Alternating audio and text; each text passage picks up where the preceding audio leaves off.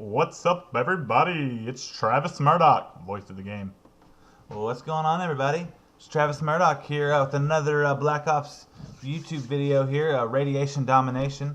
On this particular game, I wanted to only use the grenade launcher, ballistic knives, or a tomahawk for kills. So it's hard to get in the hole. It was one of my first times to actually have the grenade launcher. I just got it last night. I've never had one. And I kind of thought they were overrated, but they're really fun to use. They can do a lot of things, but they're also kind of got that delayed reaction, so it kind of puts you in a hole quick. But to pass the time on this particular video, I want to talk about a few things.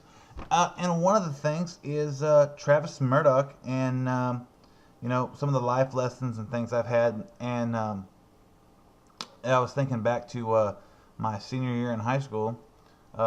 My friends and I, we used to like to wrap houses, and basically what we would do, the school would actually shred documents. They'd have like the special students shred documents, and they would shred, per day like 12 big, man-sized bags of shredded paper, and they'd put it in the recycling bin daily, and that was kind of like their thing to do, I guess, after lunch. But what we would do, we would go to the recycling bin, take those bags out of really fine shredded paper, get some newspaper and things like that. If we're feeling, that's all we wanted to do, if we didn't hate you for any reason.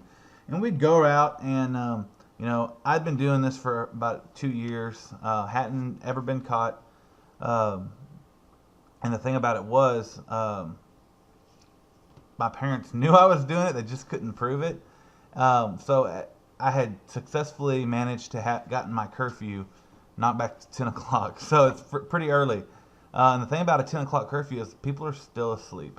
Well, I'm thinking back on this particular story is around Christmas, and I had had a foot operation from a football injury, and so I was wearing a leg boot, and I had kind of a bad Christmas attitude, I guess. I was the Grinch. So my mother had made my curfew 8 o'clock, which is really early. But the funny thing about the story was I was on some painkillers, and one would wear off, and then I'd have to get another one. So obviously I wasn't driving the car this time. My buddies were. And we went to this kid's house. I think he had a crush on my sister, and he was kind of a doofus, rich, spoiled kid. They had a huge, fancy yard. And buddies pull up, and they pick me up, and it's about 6. It's 5:15 when they come pick me up. Around the 21st of December is when it actually was. So in the winter solstice, shortest day of the year. And they pick me up. We get in the car, and they're driving by, and they're like, man, we can't do it this early. Like, we could see in their windows, and they were watching Wheel of Fortune, and their nanny was in the kitchen. And they're like, it's just too early. It's too early. And I told them, I said, listen, they'll never suspect us.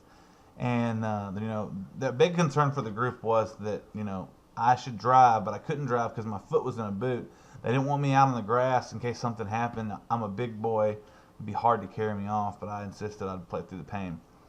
So about, 5:45, we start driving by real slow. And the thing about it the thing about at 5:45, everyone's getting off work, so the road they live off of was fairly busy. We had a white F-150. We kind of looked like the lawn service almost. It was Christmas time, and there was Christmas lights, and I think that distracted people from, really, it's hard to see what we're doing when they're looking at all the white lights. So we get out, and we just paper everywhere and everything, and man, we get their house good. I mean, it was just, it was a white Christmas.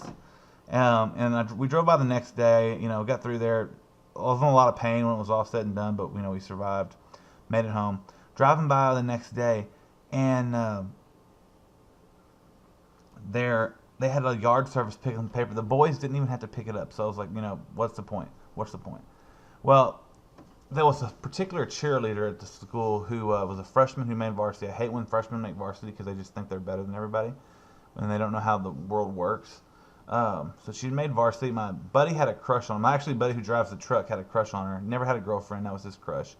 And she was using him. She was a freshman and we were seniors, and she had 10 other seniors just flaunting her with gifts and things. And so I made a point to myself, like, he wouldn't wrap her house. I wanted him to wrap her house. He wouldn't do it. I was like, fine. If you're not going to do it, I will. And so I hobble into the truck and I get in there and I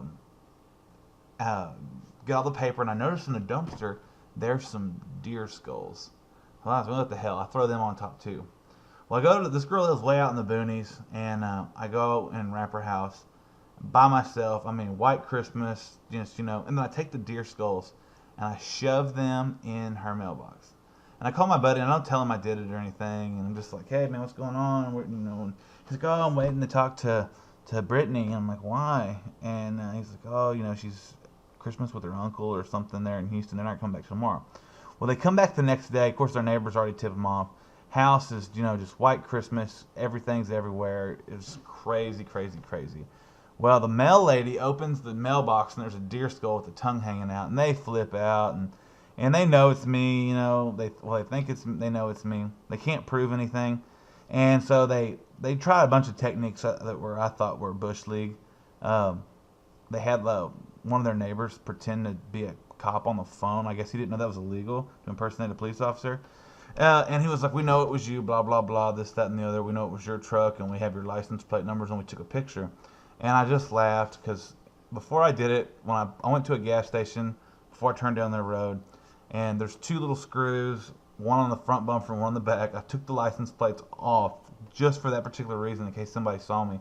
Because it was kind of early, and I was, having a hard time getting around. My biggest fear was, something happened, I could, aggravate the injury and get stuck there. But I did that and this other. Then they try to say that the deer had a deer license on its ear, and the deer license was my name. But I was just like, okay, because I am an avid hunter, but I got that out of the dumpster, so no, not today. And all this crazy stuff. The girl and I, we never spoke again. My buddy we got over it and thought it was funny. He tried to sell me down the road. You shouldn't stand like that. But the moral of the story goes, wrapping houses is a lot of fun, and Merry Christmas. You guys have a wonderful day, and see you next time.